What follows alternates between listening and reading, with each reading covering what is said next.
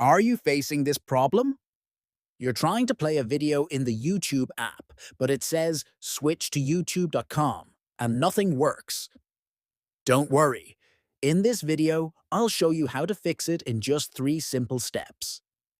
First, go to the Google Play Store, search for YouTube, and check if an update is available. If yes, update the app immediately. Most issues are fixed in the latest version. If you don't see any update, try checking on another phone.